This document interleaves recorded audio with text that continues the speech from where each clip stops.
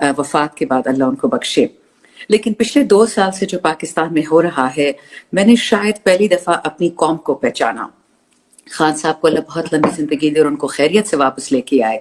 वो अक्सर पाकिस्तानी कौम की रेजिलियंस की बात करते थे, लेकिन क्योंकि हम आई थिंक वो जनरेशन है, जनरेशन एक्स कह लिए, हम जेडेड हो गए हैं, हम जरा सिनिकल हो गए हैं, हमारा जरा ईमान कमजोर पड़ गया है, हमारी जो मतलब इतना दुनिया में कुछ देख लेते हैं कि हमें लगता नहीं है कि नऊजुबिल्लाह जो हमने बातें सुनी है बड़ों से,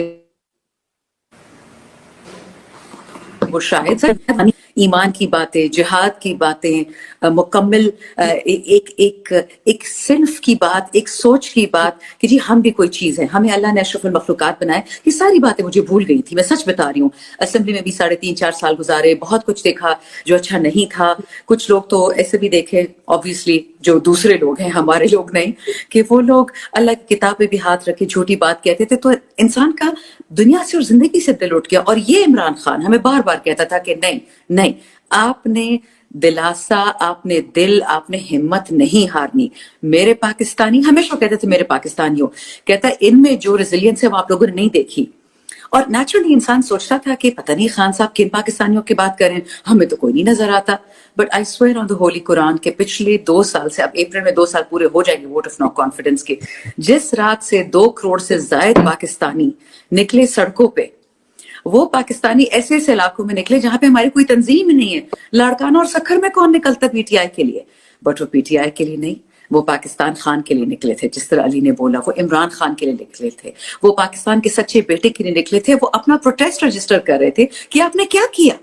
रातों रात एक ईमानदार आदमी को हटा दिया, जिसने आपको कोविड में रोटी पहुंचाई, जिसने कोरोना में आपको खाना पहुंचाया, आपको दवाइयां पहुंचाई, अस्पताल बंद नहीं हुए, स्कूल चलते रहे, इम्तिहान होते रहे, यूनिवर्सिटियां चलती रही, उस आदमी को आपने हटा दिया। जिसको न्यूज़वीक और फाइनेंशियल टाइम्स और न्यूयॉर्क टाइम्स कहता है कि दुनिया के टॉप 3 ममालिक थे जहां पे आपकी शरह अमवात सबसे कम थी कोरोना में, उनमें पाकिस्तान था।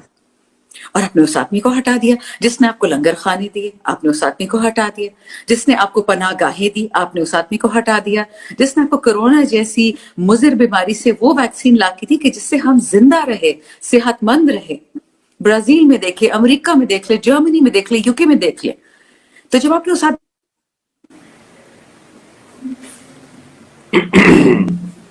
I think we lost. नहीं, I'm back. Yeah. Can you see me? Yes, we can. Go ahead. So, उस रात को इन लोगों ने उस आदमी को हटाया जो पाकिस्तान का सच्चा बेटा है। मैं आपको छोटी सी मजाहिया सी बात बताऊंगी। मैं जब जेल गई अडियाला तकरीबन 9 अगस्त को, रात देर से पहुंची थी, तो अगली सुबह को मुझे पता चला कि मैं नजरबंद हूं, यानी मैं जेल में भी घूम फिर नहीं सकती।